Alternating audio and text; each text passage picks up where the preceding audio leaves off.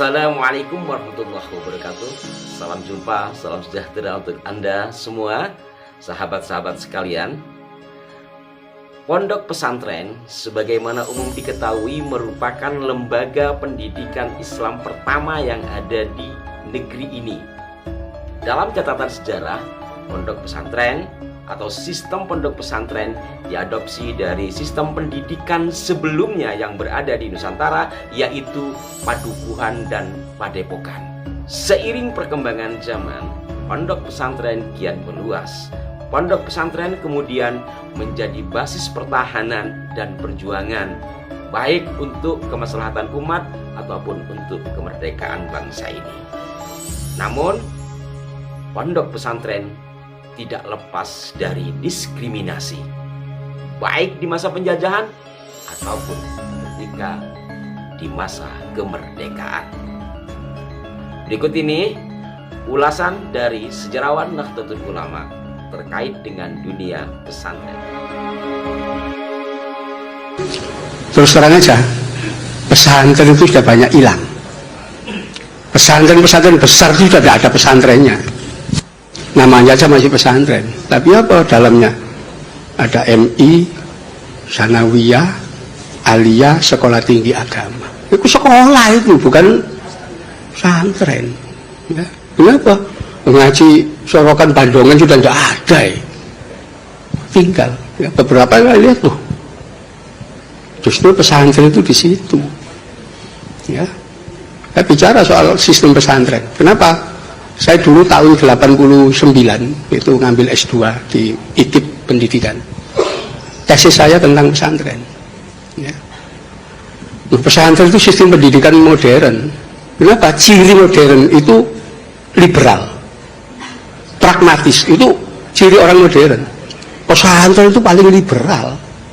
Kenapa? Nggak ada absensi kok. Ya. Sekolah belajar karena nggak belajar karena. Ya. Nggak ada itu absensi. Oh, ini nggak masuk sekian, boleh. Nggak masuk, nggak ikut mata pelajaran juga boleh. Nggak ada seragam, itu nggak ada. Ya. Beda pendapat dengan guru boleh, bahkan disediakan basul masail untuk beda pendapat. Sekolah nggak mungkin. Ya, mulai SD sampai S3 itu ya harus manut gurunya. Ya. Begitu mahasiswa gak manut dengan dosennya, gak lulus. Di pesantren boleh. Ya. Dari di situ liberal sebetulnya, dan cara berpikirnya pragmatis. Ya. Itu. Jadi kalau kita lihat usul fikih itu kan pragmatis sekali itu. Ya. Penetapan hukum-hukum itu pragmatis. Gitu. Jadi ini orang yang tidak dipahami itu karena tidak paham sistem pendidikan. Kalau paham sistem pendidikan, orang akan mengetahui bahwa pesantren itu jauh lebih baik dibanding schooling system. Itu nanti kita bisa baca polemik kebudayaan. Ya, di mana tahun 1936 Ki Hajar Dewantoro dan Dr. Sutomo sudah menyatakan sistem pendidikan nasional yang cocok untuk bangsa Indonesia pesantren. Ya. Ternyata saat itu Belanda ketakutan. Loh, pesantren itu selalu berontak ya. Ya. Ini luar biasa ini kalau sampai jadi pendidikan nasional, nggak lama terusir. Ya. Disitulah oleh Belanda dimunculkan pegawainya dia yang dipercaya. Namanya Sultan Takdir Ali Sabana. Ya, dia diangkat menjadi direktur Balai Pustaka, penerbitan percetakan terbesar milik pemerintah Belanda. Disitulah Sultan Takdir menulis tulisan-tulisan bahwa pesantren itu sekolah primitif, ya, yang menolak modernisme dan seterusnya. Di situ muncul pesantren itu tempatnya orang bodoh-bodoh, ya, primitif, tidak maju menolak modern. Dr. Sutomo, sekolah itu justru nanti mencetak kuli, mencetak buruh. Ya, itu tulisan Dr. Sutomo. Setelah lulus sekolah dengan modal ijazah, dia akan antri mencari kerja jadi buruh, jadi kuli. Keras sekali tulisan Dr. Sutomo itu. Ya. Karena itu beliau itu sekalipun dokter tidak mau jadi dokternya pemerintah, praktek sendiri ke masyarakat. Ya. Luar biasa waktu itu. Terjadilah sampai Sanusi Pani ikut. Ya. Itu mencela juga pandangan Sultan Takdir. Tapi karena Dr. Sutomo mendadak meninggal, nggak tahu kenapa mendadak dalam usia muda meninggal, nggak berlanjut. Ya. Kenapa? Ki Hajar Dewantoro sudah sangat tua. Ya. Akhirnya disitulah sampai membuat taman sisma macam-macam itu sebetulnya menggabungkan antara pesantren dengan sekolah. Itu polemik kebudayaan, nggak boleh kita lupakan. Ya. Dan memang kalau kita waktu itu menerima konsep dari Dr. Sutomo dan Ki Hajar Dewantoro menerapkan pesantren sistem, ya kita katakan sistem ya, bukan lembaga, itu Indonesia pasti sudah maju. Ya. Kenapa? Karena pertama liberal, ya, orang boleh berpikir beda pendapat dan seterusnya, dan kedua pragmatis. Sekolah enggak, pelajaran dogmatik, doktriner. Ya. Karena itu makin lama orang sekolah di lembaga namanya sekolah ini, dia makin menjadi the classman, manusia kelas. Kenapa? Loh, mulai taman kanak-kanak, SD, SMP, SMA, S1, S2, S3, belajarnya di dalam kelas, dia tidak tahu dunia luar. Ya, karena itu didoktrin ya, pengetahuannya sempit di dalam kelas itu. Ya. Karena itu kalau kita lihat lulusan-lulusan paling tinggi di sekolah itu akan kelihatan, oh ini dokter ekonomi. Ya, itu belajar ekonomi itu sampai berapa tahun, mulai TK sampai S3 itu 27 tahun itu di dalam kelas. Karena itu ketika mereka diminta, Bapak dokter yang pakar ekonomi, bisa tidak menerapkan, mengaplikasikan pengetahuan ekonominya dalam dunia real? Nggak bisa, teori pintar. Ya. Kenapa? Fakta sejarah menunjukkan konglomerat sak dunia itu tidak ada yang dokter ekonomi. Oh iya, SD gak lulus, SD, ya, SMP, orang-orang itu, ya, sampai kemarin itu istrinya Bill Gates itu drop out, ya, belum pernah.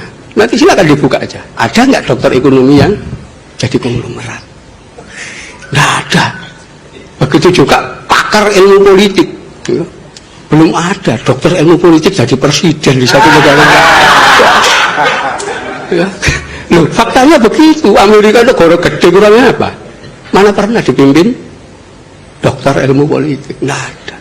Di Rusia, Jerman, Perancis, semua orang pendidikan rendah-rendah semua. Kenapa? Orang yang tahu dunia real, bukan di dalam kelas. Ya, nanti di dalam semuanya akan kelihatan itu. Ya, jadi kalau pesantren kan enggak, ya realitas masyarakat. Kenapa? Enggak menggantungkan diri pada ijazah. Ijazah sekolah enggak laku. Ya. Untuk daftar tentara juga enggak boleh. Daftar polisi juga, apa sih pesantren? Enggak dianggap. Ya, tapi itu fakta. Ya.